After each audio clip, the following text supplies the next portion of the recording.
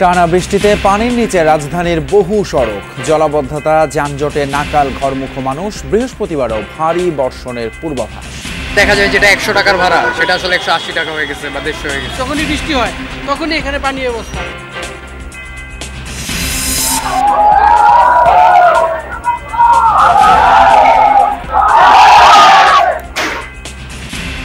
চাঁপাইনবাবগঞ্জে মহানন্দা সেতুতে টোল আদায় কেন্দ্র করে ভাঙচুর, অগ্নিসংযোগ। নরসিংদী জেলা ছাত্রদল সভাপতির নেতৃত্বে বার ভবনে হামলা, আইনজীবীদের মারধর। শনিবার থেকে রাজনৈতিক দলগুলোর সাথে আলোচনায় বসবে অন্তর্বর্তী সরকার। আলোচনা হবে সংস্কার এবং আইন শৃঙ্খলা পরিস্থিতি নিয়ে। বসুন্ধরা, ওরিয়ন, বেক্সিমকো সহ 7 কোম্পানির শেয়ার কেনাবেচা হস্তান্তরের নিষেধাজ্ঞা। বেক্সিমকোর শেয়ার কারসাজিতে আড়ালের সুবিধাভোগীদের খোঁজার তাগিদ। মিসাইল হামলার পর ইরানে যে কোনো মুহূর্তে পাল্টা জবাবের হুঁশিয়ারি নেতানিয়াহুর। সতর্ক রয়েছে তেহরান। লেবানন সীমান্তে হিজবুল্লাহর প্রতিরোধে 8 ইসরায়েলি সেনা নিহত।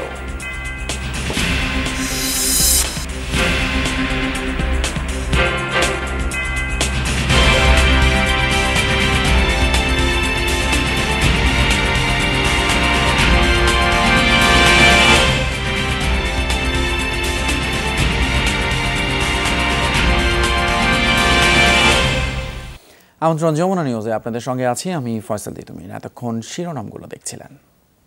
টানা বৃষ্টিতে জলাবদ্ধতা দেখা দিয়েছে রাজধানী ঢাকায়। এতে সন্ধ্যার পর যারা সড়কে ছিলেন তাদের পড়তে হয়েছে সীমাহীন দুর্ভোগে। সন্ধ্যা থেকে রাজধানীতে ভারী বৃষ্টিপাত শুরু হয়। এতে সড়কে পানি জমায় ভোগান্তিতে পড়েন নগরবাসী। জলাবদ্ধতার ফলে যানজটও দেখা দেয় নগরে। আটকে পড়া অনেকেই বাধ্য হয়ে বৃষ্টিতে ভিজে বাসায় ফেরেন। যানজটে আটকে যাওয়ায় যাত্রীবাহী বাসের সংখ্যাও কম দেখা গেছে বাস স্টপগুলোতে। বাড়তি ভাড়া নেওয়ার অভিযোগও করছেন কেউ কেউ। মৌসুমি বায়ুর প্রভাবে বৃহস্পতিবারও রাজধানী সহ বিভিন্ন জেলায় ভারী বৃষ্টি হতে পারে বলে জানিয়েছে আবহাওয়া অধিদপ্তর। আগামী 48 ঘন্টায় বঙ্গোপসাগরে একটি লঘু চাপের সম্ভাবনা আছে বলেও জানানো হয়েছে। সকল সমুদ্র বন্দরকে 3 নম্বরে স্থানীয় সতর্ক সংকেত দেখাতে বলা হয়েছে।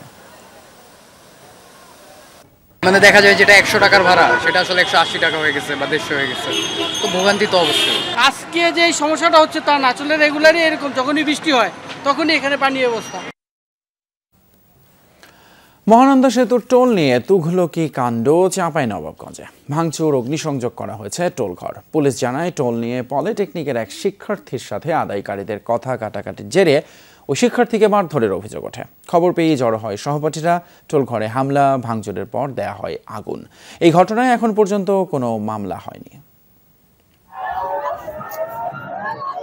চাঁপাইনবাবগঞ্জের মহানন্দা সেতু টোল আদায় নিয়ে টোলঘরে ভাঙচুর, অগ্নিসংযোগ করা হয়। প্রত্যক্ষদর্শীরা জানায় পলিটেকনিকের শিক্ষার্থী হুজাইফা ইবনুল শাকিলের সাথে কথা কাটাকাটি হয় টোল আদায়কারীদের। এরই জেরে শিক্ষার্থীকে মারধরের অভিযোগ ওঠে। খবর ছড়িয়ে পড়লেই ঘটনাস্থলে জড়ো হয় শাকিলের সহপাঠীরা। টোলঘরে হামলা, ভাঙচুরের পর দেয়া হয় আগুন। তখন আমাকে বলা হয় যে কি টোল দেন, আমি বলি আমি স্টুডেন্ট। তখন আমার গাড়ি পিছন দিক থেকে টেনে ধরা হয়। আমি বলছি সামনে দাঁড়িয়ে, বলছি আইডি কার্ড দেখান। আমি আইডি কার্ড দেখাবো, তখন ওই বলছে তুই টাকা না দিয়ে কেন পালিয়ে যাচ্ছিস, এই বলে আজবটা মানে হচ্ছে গালি দিয়েছে আমাকে। তারপরে হচ্ছে আমাকে থাপ্পড় মেরেছে।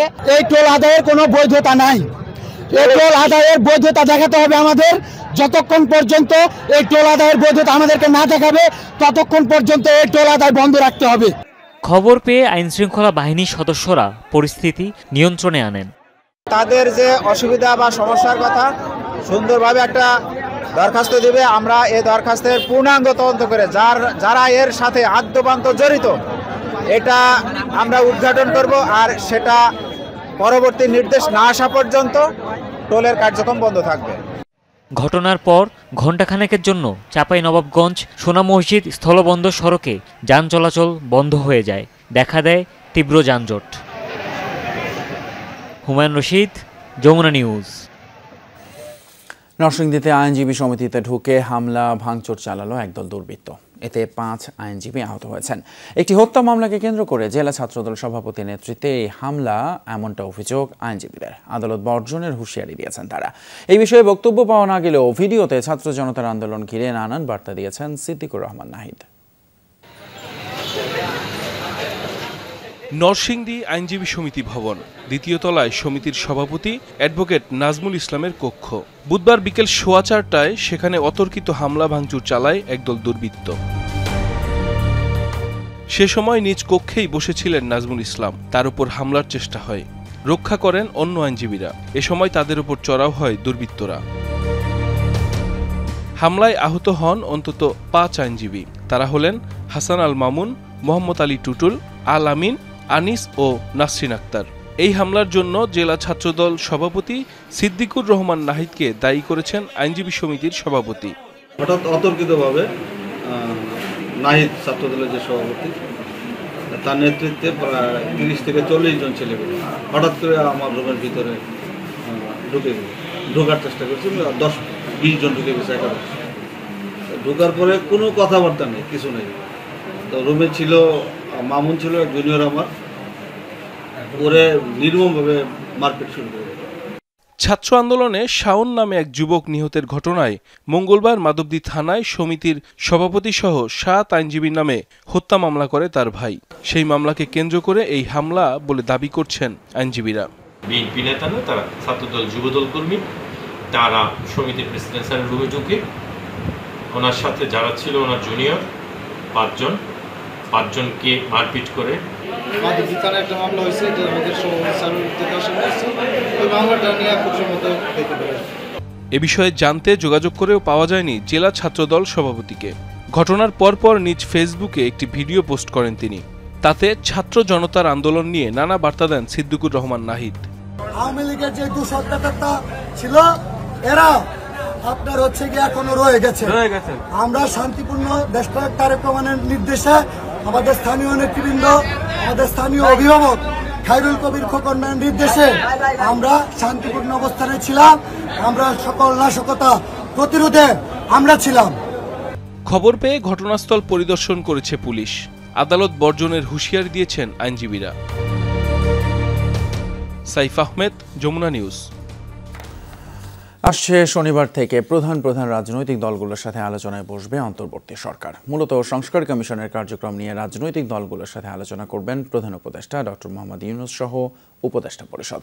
কমিশনের কাজের অগ্রগতি সম্পর্কে তাদের অবহিতও করা হবে। সন্ধ্যায় এক সংবাদ সম্মেলনে প্রধান উপদেষ্টার প্রেস সচিব শফিকুল আলম জানান, 2-3 দিনের মধ্যে পূর্ণাঙ্গ 6টি সংস্কার কমিশন গঠন হবে। আইনশৃঙ্খলা পরিস্থিতি সহ দেশের সার্বিক পরিস্থিতি নিয়েও রাজনৈতিক দলগুলোর সাথে আলোচনা হবে, নেওয়া হবে তাদের পরামর্শ। প্রধান উপদেষ্টা ডক্টর মোহাম্মদ ইউনূসের নেতৃত্বাধীন অন্তর্বর্তী সরকার গঠনের পর 2 দফায় বৈঠক হয় রাজনৈতিক দলগুলোর সঙ্গে, যেখানে আলোচনা হয় দেশের সার্বিক পরিস্থিতি, বিশেষ করে রাষ্ট্র সংস্কার নিয়ে। তবে 2 দফার ওই আলোচনায় সবার নজর ছিল জাতীয় সংসদ নির্বাচনের রোডম্যাপ। সংস্কারের পাশাপাশি রাজনৈতিক দলগুলোর দাবি ছিল যৌক্তিক সময়ের মধ্যে নির্বাচন আয়োজনের। রাজনৈতিক দল ও বিভিন্ন শ্রেণী পেশার সাথে বৈঠকের পর অন্তর্বর্তী সরকার নির্বাচন কমিশন সহ দেশের 6টি সেক্টরে সংস্কারের লক্ষ্যে 6 জনকে প্রধান করে কমিশন গঠন করে, যে কমিশন 3 মাসের মধ্যে রিপোর্ট জমা দেওয়ার কথা।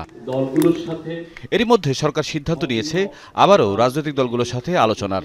আগামী শনিবার থেকে দেশের প্রধান রাজনৈতিক দলগুলোর সাথে 3য় দফার এই বৈঠকে মূলত আলোচনা হবে 6টি সংস্কার কমিশনের কার্যক্রমের অগ্রগতি নিয়ে।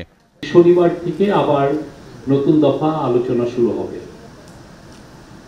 দেশের প্রধান দলগুলোর সাথে আলোচনা হবে। তো এখানে মুখ্য বিষয় হবে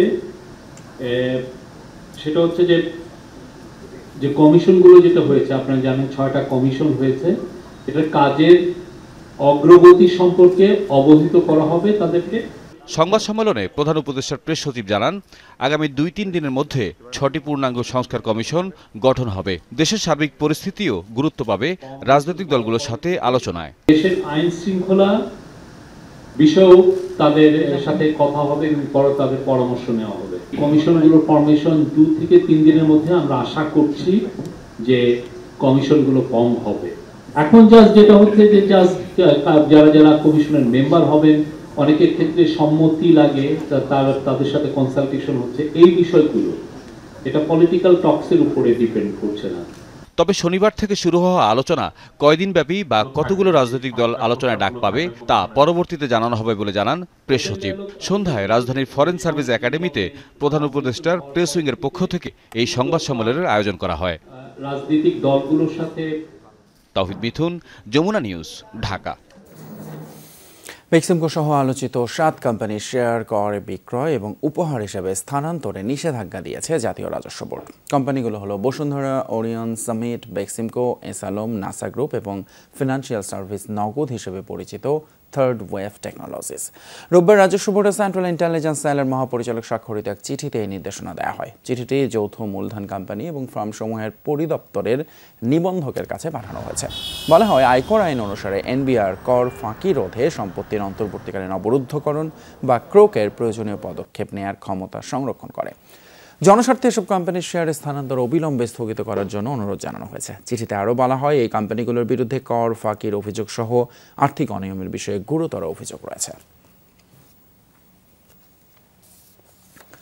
এদিকে বেক্সিমকোর শেয়ার কারসাজিতে বিও হিসেবের আড়ালে প্রকৃত সুবিধাভোগীদের খুঁজে বের করা জরুরি। পরপর 2 বছর এমন কারসাজি করে দাম বাড়ানোর ঘটনায় বেক্সিমকো কর্তৃপক্ষের দায়ও তদন্ত করার পরামর্শ বিশ্লেষকদের। প্রাথমিকভাবে জড়িত ব্যক্তি ও প্রতিষ্ঠানকে 428 কোটি টাকা জরিমানার ঘটনাকে ইতিবাচক বলছেন তারা। এতে করে আর্থিক খাতের অপরাধীরা সতর্ক হবে বলে আশা বিশ্লেষকদের। বেক্সিমকোর শেয়ার কারসাজি করে শত শত কোটি টাকা হাতিয়ে নিয়েছে একটি চক্র। বিএসইসির আইন লঙ্ঘন করে অনৈতিক মুনাফা করে তারা। তদন্তে ধরা পড়েছে চক্রটি একাধিক ব্রোকারেজ হাউজে বিও হিসাব খুলে দাম বাড়ায় শেয়ারের। প্রতিবেদনের উপর ভিত্তি করে জড়িতদের বিরুদ্ধে শাস্তিমূলক ব্যবস্থা নেয় নিয়ন্ত্রক সংস্থা। 4 জনকে জরিমানা করা হয় 244 কোটি টাকা। সবচেয়ে বেশি 125 কোটি টাকা জরিমানা হয় মুশফিকুর রহমানের।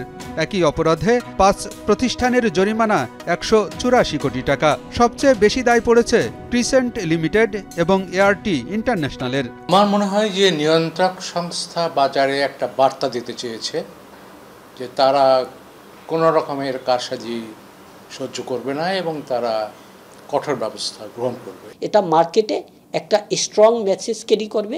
এরকম আপনার একটা এক্সাম্পলারি পানিশমেন্ট দিয়ে বাজারে একটা বার্তা দিতে চায় যে এখানে দুষ্টদের লালন পালন হবে না, তাহলে সেটা কিন্তু বাজারের জন্য দীর্ঘমেয়াদে ভালো ফল আসবে।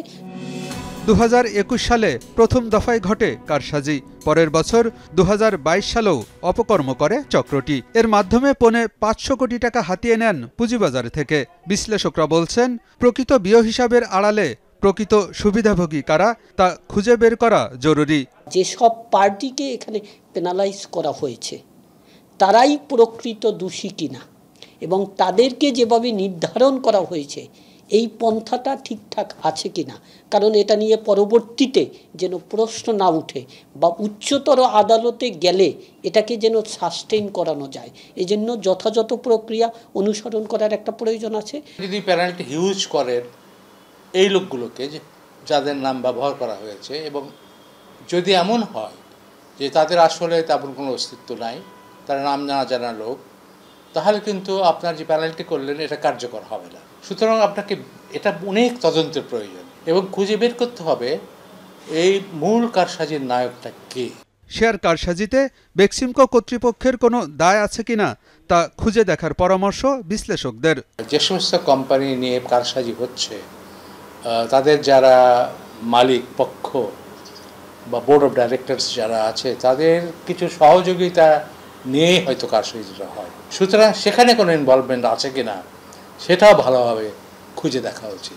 যে বেক্সিমকোর কথা বলা হচ্ছে এরা তো দীর্ঘদিন যাবৎ শেয়ার মার্কেটের কারসাজিতে প্রত্যক্ষ এবং পরোক্ষভাবে জড়িত। প্রকৃত অপরাধীদের শাস্তির আওতায় আনতে না পারলে পুঁজিবাজারে কারসাজি বন্ধ হবে না বলেও মনে করেন সংশ্লিষ্টরা। আলমগীর হোসেন, যমুনা নিউজ, ঢাকা। পুঁজিবাজারে কারসাজি এবং আর্থিক অনিয়ম খতিয়ে দেখতে ক্রিকেটার সাকিব আল হাসান তার ব্যবসা প্রতিষ্ঠান এবং তার স্ত্রীর ব্যাংক হিসাবের যাবতীয় তথ্য তলব করেছে Bangladesh financial intelligence unit BFIU। বুধবার এক চিঠিতে BFIU 5 কার্যদিবসের মধ্যে ব্যাংক এবং ব্যাংক বহির্ভূত আর্থিক প্রতিষ্ঠানগুলোকে সাকিব ও তার স্ত্রী এবং প্রতিষ্ঠানের নামে থাকা যাবতীয় হিসাবের তথ্য পাঠাতে বলেছে। এছাড়া আলোচিত শেয়ার ব্যবসায়ী আবুল খায়ের হিরোর বাবা আবুল কালাম মাতবর, হিরোর ভাই মোহাম্মদ বাশার, বোন গণিকা আফরোজ ও ব্যবসায়ী নাজমুল বাশার খানের ব্যক্তিগত এবং ব্যবসা প্রতিষ্ঠানের ব্যাংক হিসাবের তথ্য চাওয়া হয়েছে।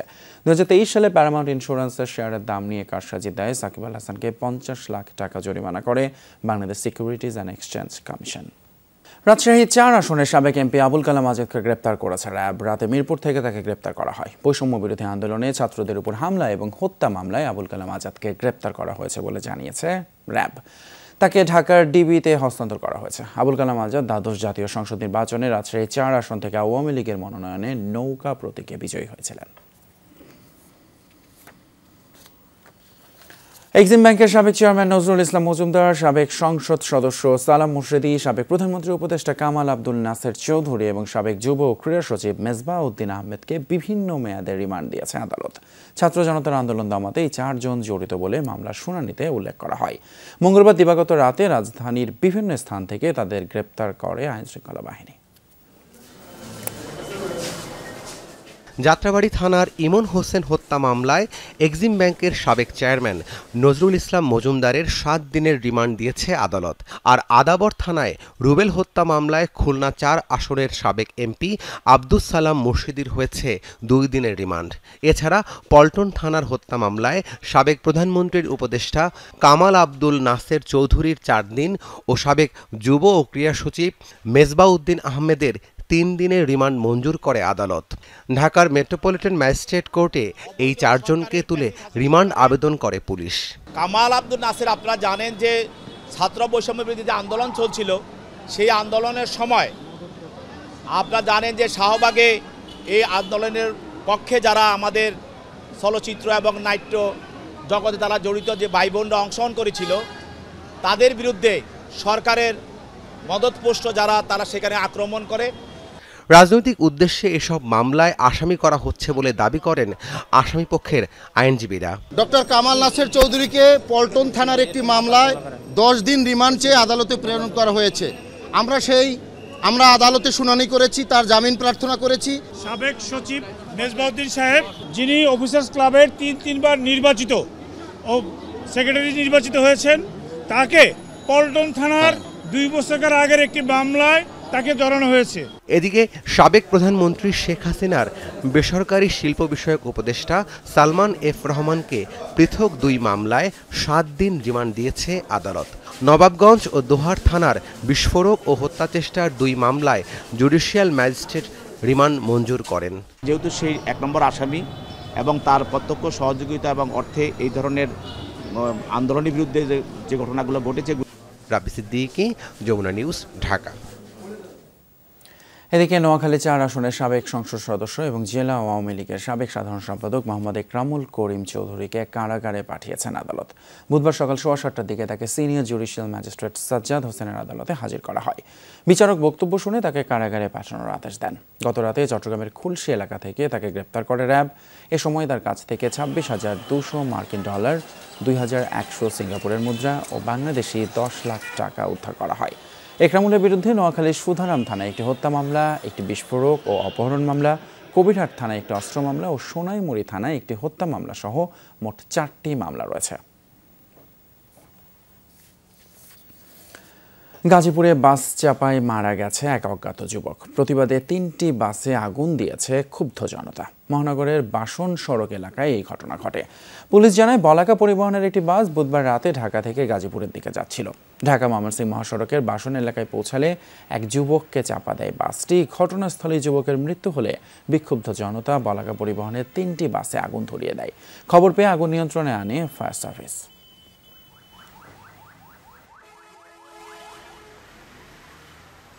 আমার গাড়ির পাশে ছিল আরেকটা গাড়ি, ওই গাড়ি দিয়ে আটকায় তারপর আমার গাড়িটারে এই ভাঙচুর করে গাড়িটা জ্বালা পোড়া করছে। আমি কি গাড়িটা আগুন অ্যাক্সিডেন্ট করছে আর এক গাড়িতে, আপনার এই গাড়িটা আগুন ধরাচ্ছেন? বলা গাড়িটা যায় গার্মেন্টসের মানুষ মেরে আলাইছে, মাইরা ওই বলাকা গাড়িটা সামনে ধইরা আগুন দিয়ে আমার ব্যারিকেড দিয়ে আটকাইয়া আমার গাড়িটারও আগুন দিছে। ব্রাহ্মণবাড়িয়ার বাঞ্ছারামপুরে এক বৃদ্ধকে হত্যার পর মরদেহ ছিন্ন বিচ্ছিন্ন করার অভিযোগে স্ত্রী এবং সন্তানকে গ্রেপ্তার করেছে পুলিশ। বুধবার দুপুরে এক সংবাদ সম্মেলনে পুলিশ সুপার জানান, গেল শুক্রবার থেকে নিখোঁজ ছিলেন বৃদ্ধ অরুণ মিয়া। পরে মঙ্গলবার রাতে ফরদাবাদ গ্রাম থেকে মরদেহের খণ্ডিত অংশ উদ্ধার করে পুলিশ। এই ঘটনায় নিহতের প্রথম ঘরের ছেলে বাদী হয়ে তার সৎ মা মোমেনা বেগম, সৎ বোন লাকি আক্তারকে আসামি করে হত্যা মামলা দায়ের করলে পুলিশ তাদের গ্রেপ্তার করে। পুলিশ সুপার আরও জানান, পারিবারিক নানা কলহের জেরে বাগবিতণ্ডার এক পর্যায়ে অরুণ মিয়ার মাথায় শাবল দিয়ে আঘাত করে মোমেনা। ঘটনাস্থলে মৃত্যু হলে মেয়ের সাহায্যে মরদেহ টুকরো টুকরো করে পার্শ্ববর্তী এক ব্যক্তির সেফটি ট্যাঙ্কে ফেলে দেন। মরদেহ থেকে দুর্গন্ধ বের হলে স্থানীয়রা পুলিশে খবর দেয়।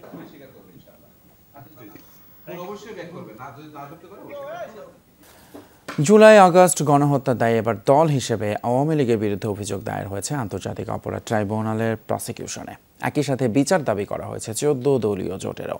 চিফ প্রসিকিউটর জানিয়েছেন, বিদ্যমান আইনে কোনো দলের বিরুদ্ধেও বিচার করতে বাধা নেই।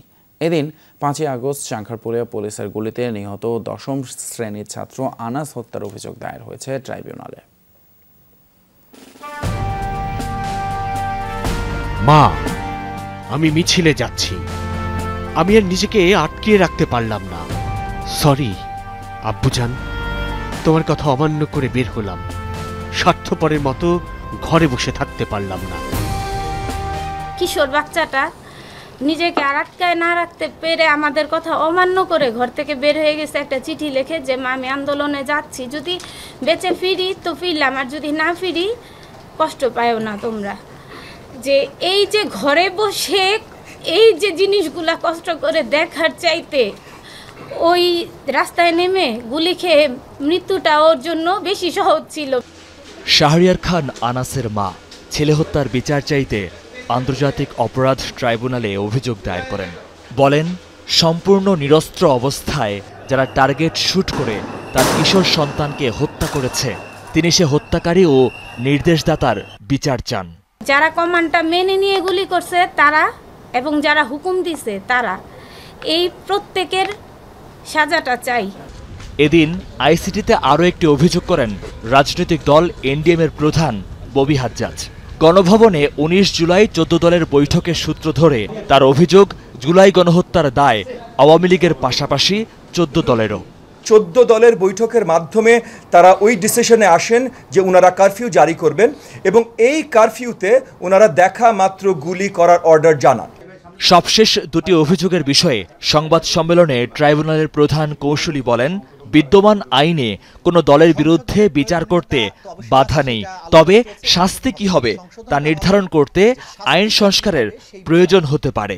বিচার যে করা যাবে সেটা কিন্তু বিদ্যমান আইনে রয়ে গেছে, যেমন দলের বিচার করা যাবে এটা আছে, কিন্তু বিচারের পরে কতটুকু শাস্তি দেওয়া যাবে সেইটা আলোচনা চলছে এবং সেটা সংশোধন করে এই আইনে সংযুক্ত করা হবে। কিন্তু সেক্ষেত্রে তদন্ত চলা বা বিচার প্রক্রিয়া শুরু করতে কোনো আইনগত বাধা নেই। আন্তর্জাতিক অপরাধ ট্রাইব্যুনালে এখন পর্যন্ত জুলাই গণহত্যার বিচার দাবিতে 51টি অভিযোগ দায়ের হয়েছে, যার মধ্যে প্রসিকিউশনে 35 আর তদন্ত সংস্থায় 16টি। প্রায় সবগুলোরই প্রধান আসামি শেখ হাসিনা।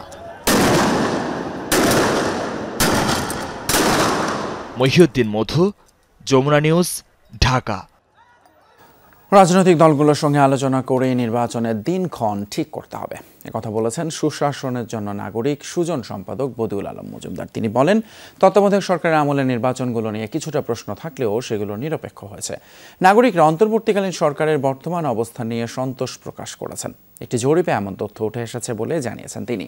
তবে 53% উত্তরদাতা মনে করেন এই সরকারের মেয়াদ 2 বছর বা তার কম হওয়া উচিত। নর্থ সাউথ বিশ্ববিদ্যালয়ের south Asian institute of policy and governance একটি জরিপ পরিচালনা করেছে।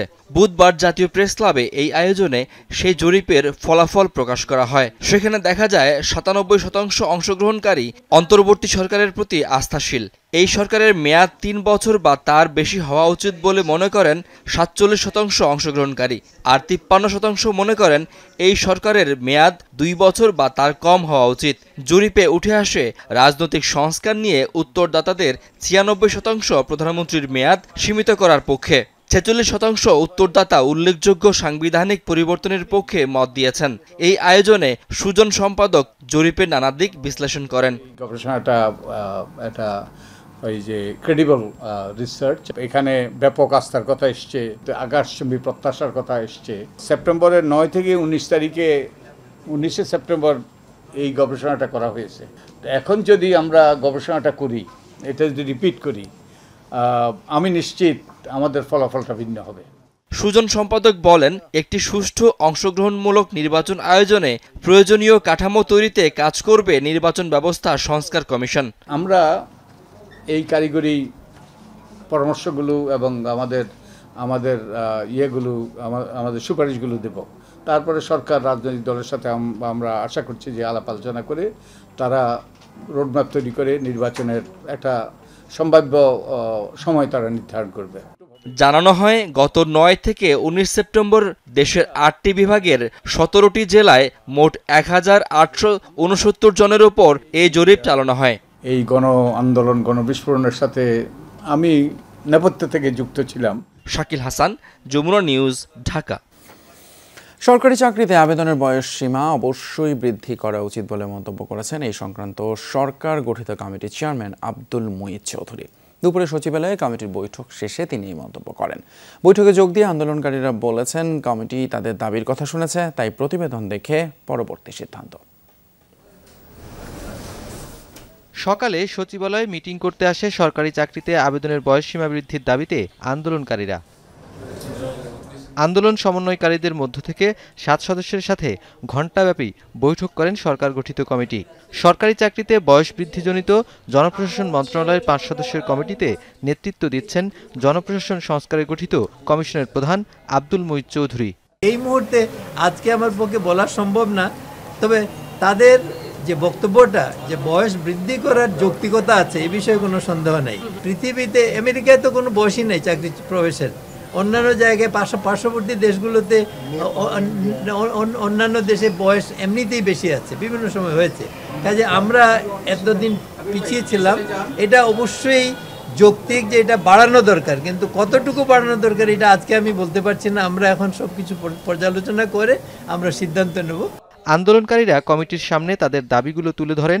কমিটির কাজে সন্তোষ জানিয়ে প্রতিবেদন জমা না দেওয়া পর্যন্ত অপেক্ষা করার কথা জানান তারা। আমাদের যে দাবি যৌক্তিক, এই যৌক্তিকতার পক্ষে প্রত্যেকজন স্যার আমাদের কথা শুনেছেন এবং আমাদের দাবি যৌক্তিক। এই যৌক্তিকতার নিরিখে আমাদের আলোচনাগুলোকে স্যাররা অ্যাপ্রিসিয়েট করেছেন। আমরা স্যারকে দাবি জানিয়েছি, স্যার এমন একটি সুন্দরভাবে সমাধানের পথ বেছে নেবেন যাতে আন্দোলন মাঠে থেকে না যায়। 7 কার্য দিবস মধ্যে যে প্রতিবেদনটা আসবে, প্রতিবেদন অনুযায়ী আমাদের অবস্থান আমরা জানাব। আজ প্রথম কার্যদিবস পার করল পর্যালোচনা কমিটি। আগামী 6 কার্যদিবসের মধ্যে রিপোর্ট প্রদান করবে এই কমিটি। নুনবী সরকার, যমুনা নিউজ, ঢাকা। সমবায় ব্যাংক থেকে স্বর্ণ গায়েবের ঘটনায় উদ্বিগ্ন গ্রাহকরা। অনেকেই বন্ধক রাখা স্বর্ণ ফিরিয়ে নিতে ভিড় করছেন কার্যালয়ে। ব্যাংক কর্তৃপক্ষ বলছেন, লকার থেকে স্বর্ণ গায়েবের ঘটনা অনেক পুরনো। এটি একটি প্রতিষ্ঠানের স্বর্ণ, এর সাথে সাধারণ গ্রাহকদের জমা রাখা স্বর্ণের কোনো সম্পর্ক নেই। প্রায় 5 বছর আগে 2020 সালে সমবায় ব্যাংকের লকার থেকে গায়েব হয়ে যায় 12,000 ভরি স্বর্ণ। ব্যাংক কর্তৃপক্ষ বিষয়টি গোপন রাখলেও সম্প্রতি এটি সামনে আসে স্থানীয় সরকার উপদেষ্টার এক বক্তব্যে। এতে শুরু হয় তোলপাড়। 12,000 ভরি সোনা খোঁজ পাওয়া যাচ্ছে না, এই হচ্ছে সমবায় ব্যাংকের অবস্থা। উদ্বিগ্ন হয়ে পড়েন সাধারণ গ্রাহকরা। ব্যাংকে বন্ধক রাখা স্বর্ণ ফিরিয়ে নিতে ভিড় করছেন অনেকেই। জমা রাখা স্বর্ণের পরিমাণ ঠিক আছে কিনা তাও যাচাই করতে আসছেন কেউ কেউ। হঠাৎ করে টিভিতে নিউজ দেখছি যে 12,000 ভরি স্বর্ণ সমবায় ব্যাংকের লকার থেকে উধাও। এখন আমরা তো অনেক টেনশনে ছিলাম তখন যে আসলে আমাদের যেটা রাখছি সেটা আছে কিনা। আমি নিউজ দেখে দুদিন থেকে খুবই অবস্থায় আসছে। আমি গতকালকে নিউজটা দেখে আসছি যে স্বর্ণ এখানে নাকি স্বর্ণ চুরি হয়েছে, সেই খবর শুনেই আসছি। এখন তো দেখছি না আমাদের গহনা আছে। তো এখন হঠাৎ করে খবরটা শোনার পরে একটু বিভ্রান্তিতেই পড়ছি, এই জন্য আর কি সত্যতা যাচাই করার জন্য এখানে আসছি। কর্মকর্তারা বলছেন, সংবাদ প্রচারের পর উদ্বিগ্ন গ্রাহকদের ভিড় বেড়েছে কার্যালয়ে। বন্ধক রাখা স্বর্ণ ফিরিয়ে নেওয়ার পরিমাণও বেড়েছে আগের চেয়ে বেশি। নিউজ হওয়ার পরে গ্রাহকরা আসতেছে বেশি পরিমাণ ফেরত নেওয়ার জন্য। আপনার কালকেও গতকাল 26 জন গ্রাহক ফেরত নিয়ে গেছে, কিন্তু সবাই সন্তোষজনক। তো কাস্টমারটা বাড়ছিল, কাস্টমার বাড়ছে এখানে আর কি, ওই নিউজটা পাইয়া কাস্টমার আসছে। সমবায় ব্যাংকের উপমহাব্যবস্থাপক বলেন, সাধারণ গ্রাহকের স্বর্ণের সাথে গায়েব হওয়া স্বর্ণের কোনো সম্পর্ক নেই। তাদের স্বর্ণ সম্পূর্ণ নিরাপদ আছে।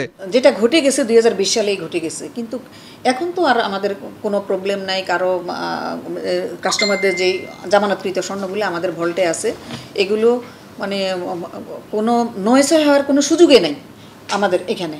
ওনারা ভাবছেন বোধহয় রিসেন্টলি বোধহয় এই ঘটনাটা ঘটছে 12,000 ভরি। তো এখন আমরা বুঝাচ্ছি আর কি ওনাদেরকে, তো অনেকেই বুঝছে, আবার অনেকেই তুলে নিয়ে যাচ্ছে। সমবায় ব্যাংকে সাধারণ গ্রাহকের স্বর্ণ জমা আছে 12,336 ভরি। এর বিপরীতে ব্যাংকের বিনিয়োগ 30 কোটি 12 লাখ টাকা। আলমগীর হোসেন, যমুনা নিউজ, ঢাকা। সিলেটে আঞ্চলিক মতবিনিময় সভা করেছে অন্তর্বর্তী সরকার গঠিত দেশের বিদ্যমান অর্থনৈতিক অবস্থার শ্বেতপত্র প্রণয়ন কমিটি। বুধবার বিকেলে একটি হোটেলের হল রুমে আয়োজিত সভায় চা, পর্যটন, মৎস্য, রেমিটেন্স সহ বিভিন্ন সেক্টরে দুর্নীতি ও উন্নয়ন বঞ্চনা নিয়ে কথা বলেন অংশীজনেরা। এ সময় বক্তারা বলেন, দেশে ভীতি ও আস্থাহীনতার অবস্থা এখনও বিদ্যমান। এই অবস্থা যেন কোনোভাবে আগামী দিনের সম্ভাবনাকে নষ্ট না করে সেজন্য সবাইকে একসাথে কাজ করার আহ্বান জানানো হয়। রাজনৈতিক সংস্কারের পাশাপাশি জনগণের আর্থসামাজিক অবস্থার সংস্কারেও প্রত্যয় ব্যক্ত করেন বক্তারা।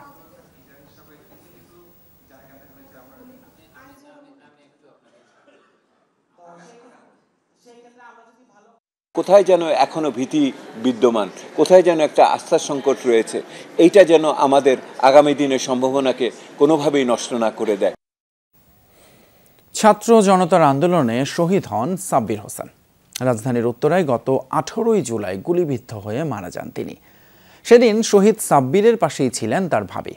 এছাড়া ছিলেন আবরার নামে আরেক আন্দোলনকারীও, যিনি সাব্বিরকে হাসপাতালে নেওয়া থেকে শুরু করে তার পরিচয় ও ঠিকানা খুঁজে বের করেন।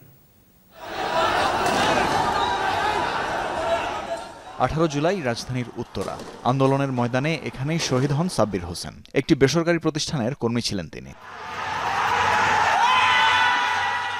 এদিন তিনি অন্য আন্দোলনকারীদের সাথে ছিলেন।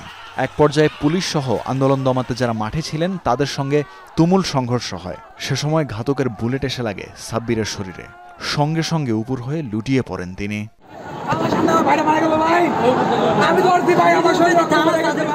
তখন সাব্বিরের পাশেই ছিলেন আরেক আন্দোলনকারী আবরার হানিফ।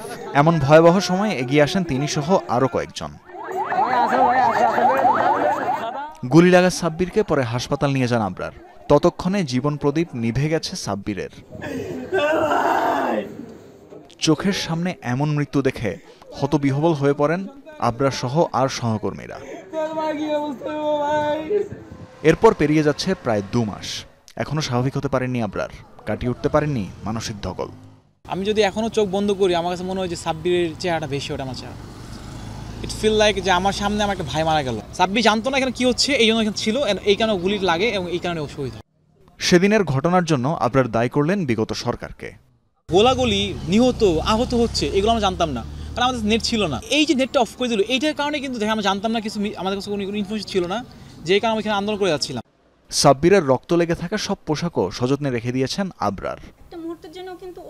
আন্দোলনে সাব্বির যেদিন নিহত হন সেদিন ওই স্থানে ছিলেন তার ভাবিও। সে সময়ের অবস্থা ভেবে তিনি এখনো শিউরে ওঠেন।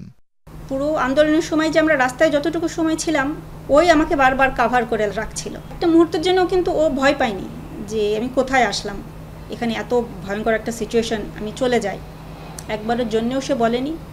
এবং হয়তো ও আমার পাশে ছিল বলেই আমি অতক্ষণ ওখানে থাকতে পেরেছি। উত্তরার রাজুক অ্যাপার্টমেন্ট প্রকল্পে সাব্বিরের নামে একটি সরণির নামকরণ হয়েছে। গ্রামের বাড়ি ঝিনাইদহের শৈলকুপার মির্জাপুরে একটি রাস্তাও সাব্বিরের নামে। তানভীর মৌসুম, যমুনা নিউজ, ঢাকা। আবারও বাড়ল বোতলজাত এলপি গ্যাসের দাম। 12 কেজি বোতলের গ্যাসটি 35 টাকা বাড়িয়ে 1456 টাকা নির্ধারণ করা হয়েছে। বিকেলে গ্যাসের নতুন এই দামের তথ্য জানিয়েছে বাংলাদেশ এনার্জি রেগুলেটরি কমিশন। নতুন এই দাম বুধবার সন্ধ্যা থেকেই কার্যকর হয়েছে।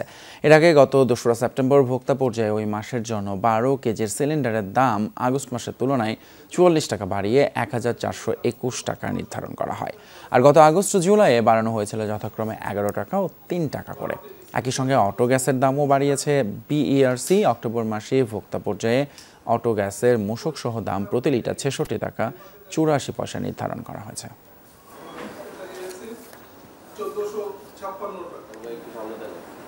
শুভ মহালয়ার মধ্য দিয়ে শুরু হয়েছে সনাতন ধর্মাবলম্বীদের সবচেয়ে বড় ধর্মীয় উৎসব শারদীয় দুর্গোৎসবের ক্ষণ গণনা। বুধবার ভোর থেকেই মন্দিরে মন্দিরে চলে দেবীকে আবাহনের বন্দনা, ছিল চণ্ডীপাঠ, যজ্ঞ আর তর্পণ প্রদানের মতো শুদ্ধাচার। ভক্তদের আশা, দেবীর আগমনের মধ্য দিয়ে পৃথিবী থেকে দূর হবে সব অশুভ শক্তি।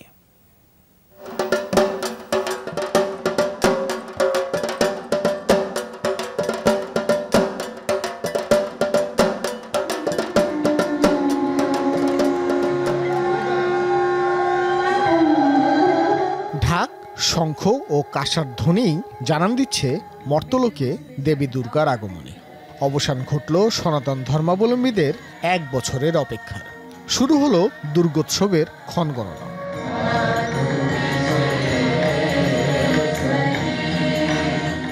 পুরাণ মতে পিতৃপক্ষের অবসান আর দেবীপক্ষের সূচনা লগ্নেই মহালয়া।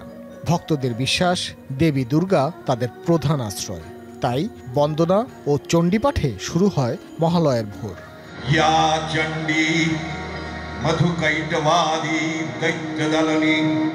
রাজধানীর ঢাকেশ্বরী মন্দিরে ছিল সাংস্কৃতিক নানা আয়োজন। একই সাথে শাস্ত্রমতে তিল তর্পণ, ঘট স্থাপন আর পূজা অর্চনা করা হয়। তর্পণ, চণ্ডীপাঠ, তারপরে দেবীর যে আগমন বার্তা, এইটা দিয়েই আসলে শরতের যে একটা আভাস সেটা দিয়ে বোঝা যায় আর কি। সকাল 9:30টায় ঢাকেশ্বরী মন্দিরের বেলতলায় শুরু হয় পূজার মূল আচার। বেলপাতা, ফুল এবং ফলের সমাহারের মাধ্যমে ভক্তরা করেন আরাধনা। 6 দিন পর শুরু হবে দুর্গোৎসব। আমরা একটা আতঙ্কের মধ্যে আছে, আমরা হিন্দু, আমাদের উপর একটু বেশি সবসময় চাপ পড়ে থাকে। অল ওভার পুজোর প্রস্তুতি ভালোই, এখন বাদ বাকিটা দেশের পরিস্থিতির উপর ডিপেন্ড করছে পুজোর অবস্থা কেমন হয়। উৎসবমুখর পরিবেশেও রয়েছে নিরাপত্তার শঙ্কা। সব দূরে ঠেলে মঙ্গলেরই জয় হবে, এমনই বিশ্বাস ভক্তদের। আজ রাত 9:30টায় শেষ হবে আমাদের কৃষ্ণপক্ষের শেষ দিন, অর্থাৎ আজকে যে মহালয়া, সেই মহালয়ার সময়। পূজা শেষে শুরু হয় যজ্ঞ। সমবেত ভক্তরা অংশ নেন অঞ্জলি দানে। এবছর দেবী দুর্গা মর্তে আসবেন দোলা বা পালকিতে, আর বিদায় নেবেন ঘটক বা ঘোড়ায় চড়ে। শাস্ত্র অনুযায়ী এই 2 বাহনই সমাজের জন্য বয়ে আনে অশনি সংকেত। ভাস্কর ভাদুরী, যমুনা নিউজ, ঢাকা। বিশ্বের বিভিন্ন দেশে প্রবাসী বাংলাদেশিদের জন্য পাসপোর্ট সেবা চালু হলেও দক্ষিণ আফ্রিকায় এখনও মিলছে না এই সেবা। 1 বছর আগে দূতাবাসের সরঞ্জাম এলেও এখনও বাক্সবন্দী হয়ে পড়ে রয়েছে সেগুলো। ফলে চরম ভোগান্তি পোহাতে হচ্ছে সেখানকার পাসপোর্ট ব্যবহারকারী প্রবাসীদের। দক্ষিণ আফ্রিকা থেকে সহকর্মী নুরুল আলিমের প্রতিবেদনে বিস্তারিত। 1.5 লাখেরও বেশি বাংলাদেশির বাস দক্ষিণ আফ্রিকায়। বিশাল সংখ্যক এই প্রবাসীদের কনসুলেট সেবা নিশ্চিত করতে 1995 সালে দেশটির প্রশাসনিক রাজধানী প্রিটোরিয়া স্থাপিত হয় বাংলাদেশ দূতাবাস। কালের বিবর্তনে অনেক কিছুর পরিবর্তন ঘটলেও ক্ষেত্রবিশেষে পিছিয়ে এই দূতাবাস। 2020 সালে পাসপোর্ট সেবা চালু করে বাংলাদেশ সরকার। দেশের গণ্ডি পেরিয়ে দূতাবাসগুলোতেও চালু হয় এই সেবা। দক্ষিণ আফ্রিকায় 2023 সাল থেকে এই সেবা দেওয়ার কথা থাকলেও এখনও তা বাক্সবন্দী অবস্থায়। এদিকে চরম ভোগান্তিতে পড়েছেন পাসপোর্ট হারানো প্রবাসীরা। দেশটিতে দ্রুত পাসপোর্ট সেবা চালুর দাবি তাদের। আমাদের জন্য পাসপোর্ট যদি হইতো তাইলে ভালো হতো, কিন্তু অনেক দিন ধরে আমরা শুনতেছি এটা আর হয় নাই। আমরা অনেক দিন থেকে অপেক্ষা করতেছি যে 10 বছরের মেয়াদের চালু হওয়ার জন্য পাসপোর্ট, কিন্তু এখনো হয়নি। এই পাসপোর্টটা পাইলে আমরা দেখা গেছে যে কোনোটা কাজ করতে গেলে আমাদের হাতে একটা এনাফ টাইম থাকে। গেল বছরের আগস্টে পাসপোর্ট সেবা চালুর জন্য সরঞ্জামাদি পৌঁছায় দূতাবাসে। নানা অজুহাতে তা এখনও রয়েছে বাক্সবন্দী। যদিও হাইকমিশনারের দাবি, দায়িত্ব পাওয়ার পর তিনি পাসপোর্ট নিয়ে কাজ করেছেন। আমাদের এখানে কক্ষ সংকট ছিল অথবা বিকল্প ব্যবস্থা করা যায়নি, সে কারণে এতদিন দেরি হয়েছে। দূতাবাসের আশ্বাস, দেশ থেকে কারিগরি দল এলে চলতি মাসে চালু করা সম্ভব পাসপোর্ট সেবা। আমরা সম্পূর্ণরূপে প্রস্তুত, টিম আসা পর্যন্ত অপেক্ষা করছি। আমরা টিম এলেই সবকিছু সম্ভব। টিম মেশিনারি সেটআপ দেবে এবং তারপরই কাজ শুরু হয়ে যাবে। দক্ষিণ আফ্রিকা প্রবাসীরা বর্তমানে 5 বছরের এমআরপি পাসপোর্ট পেয়ে থাকেন। পাসপোর্ট সেবা চালু হলে পাবেন 10 বছর মেয়াদী passport. Nurul Alam, Jamuna news, Johannesburg, দক্ষিণ আফ্রিকা। মালয়েশিয়ায় স্ত্রীকে হত্যার দায়ে ২০ বছরের সাজা পাওয়া বাংলাদেশি প্রবাসীর রায় পুনর্বিবেচনার আবেদন খারিজ করেছে দেশটির আপিল আদালত। পারিবারিক কলহের জেরে ২০১৮ সালে স্ত্রীকে হত্যা করে বাংলাদেশি প্রবাসী মোহাম্মদ শাহজাদা সাজু। হত্যার পর মরদেহ টুকরো করে সেগুলো সুঙ্গাই কালাং এলাকার এক ডোবায় ফেলে গা ঢাকা দেয় সে। হত্যাকাণ্ডের ২০ দিন পর নাটকীয় অভিযানে জোহর রাজ্য থেকে সাজুকে আটক করে পুলিশ। নির্মম এই হত্যাকাণ্ডের উপযুক্ত প্রমাণ থাকায় তাকে ২০ বছরের কারাদণ্ড দেয় মালয়েশিয়া আদালত। হত্যাকাণ্ডের বর্বরতা ও নৃশংসতা বিবেচনায় মোহাম্মদ শাহজাদা সাজুর সাজা অপরিবর্তিত রাখার নির্দেশ দিয়েছে আদালত। ওমান প্রবাসী ওয়ার্ল্ড সিআইপি অ্যাসোসিয়েশনের সাধারণ সম্পাদক ইয়াসিন চৌধুরীর গ্রামের বাড়িতে সন্ত্রাসী হামলার নিন্দা জানিয়ে রাষ্ট্রদূত বরাবর স্মারকলিপি প্রদান করেছেন প্রবাসীরা। ইয়াসিন চৌধুরী চট্টগ্রাম রাউজানের গ্রামের বাড়িতে ব্যাপক লুটপাট করে সন্ত্রাসীরা, পরে গান পাউডার দিয়ে জ্বালিয়ে দিয়েছে বাড়ি। এই ঘটনায় তীব্র নিন্দা ও দোষীদের দ্রুত গ্রেপ্তার করে দৃষ্টান্তমূলক শাস্তির দাবি জানিয়ে মাস্কাট বাংলাদেশ দূতাবাসে নিযুক্ত রাষ্ট্রদূত বরাবর স্মারকলিপি প্রদান করেন প্রবাসীরা। দোষীদের দ্রুত শাস্তির আওতায় আনার প্রতিশ্রুতি দিয়েছেন রাষ্ট্রদূত। হামলা ভাঙচুর অগ্নিসংযোগ এটা কিন্তু খুবই নিন্দনীয়। ইয়াসিন ভাইয়ের বাড়ি ভাঙচুর করছে, আমরা এই জন্য আজকে আমরা মাননীয় রাষ্ট্রদূতের কাছে আসছি স্মারকলিপি দেওয়ার জন্য। আমার গ্রামের বাড়িতে যে ন্যাক্কারজনক ঘটনা ঘটেছে তার প্রতিবাদ জানানোর জন্য মাননীয় রাষ্ট্রদূত বরাবর তারা স্মারকলিপি প্রদান করেছে এবং তারা নিন্দা জানিয়েছে, তারা প্রতিবাদ জানিয়েছে। প্রবাসে বেড়ে ওঠা নতুন প্রজন্মের কাছে বাংলা ভাষা এবং সংস্কৃতি তুলে ধরতে দক্ষিণ আফ্রিকায় আনুষ্ঠানিকভাবে যাত্রা শুরু করেছে বাংলা স্কুল এবং সাংস্কৃতিক কেন্দ্র। জোহানেসবার্গের মে ফেয়ারে উদ্বোধন হয় বাংলা ভাষাভাষীদের এই প্রতিষ্ঠানটি। শ্রেণী কার্যক্রম চলছে প্রতি সপ্তাহে রোববার সকাল 10টা থেকে দুপুর 12টা পর্যন্ত। স্কুলটি প্রতিষ্ঠা করেন Bangladesh south Africa chamber of কমার্সের সভাপতি অ্যাডভোকেট মোহাম্মদ আফরোজ উদ্দিন। স্কুলের উদ্বোধনী অনুষ্ঠানে যোগ দেন কমিউনিটির নেতৃবৃন্দ এবং অভিভাবকরা। এ সময় অন্তত 50 জন শিক্ষার্থী এই বাংলা স্কুলে ভর্তি হয়। স্কুল পরিদর্শন করেন দক্ষিণ আফ্রিকায় নিযুক্ত ভারপ্রাপ্ত রাষ্ট্রদূত ডক্টর কাজী জাকির হোসেন। এ সময় আরও উপস্থিত ছিলেন বাংলাদেশ পরিষদ অর্গানাইজেশনের ভারপ্রাপ্ত সভাপতি আনিস রহমান, সাধারণ সম্পাদক মমিনুল হক সহ কমিউনিটির নেতৃবৃন্দরা। ওমানের উপশহর সিনাজাগর দৌড়া এলাকায় বাংলাদেশি প্রবাসীদের উদ্যোগে ঈদে মিলাদুন্নবী সাল্লাল্লাহু আলাইহি ওয়াসাল্লাম উদযাপন করা হয়েছে। এই উপলক্ষে অনুষ্ঠিত হয় আলোচনা সভা এবং দোয়া মাহফিল। অনুষ্ঠানের সভাপতিত্ব করেন ফিরোজ আহমেদ। উপস্থিত ছিলেন মোহাম্মদ শাহজাহান, সাজ্জাদ হোসেন, কুতুবুদ্দিন, মোহাম্মদ ওসমান সহ আরও অনেকে। আলোচনা সভায় বক্তারা প্রতি বছর এমন আয়োজনের কথা তুলে ধরেন। সবশেষে দেশ, জাতি ও মুসলিম উম্মার শান্তি কামনা করে মোনাজাত করা হয়।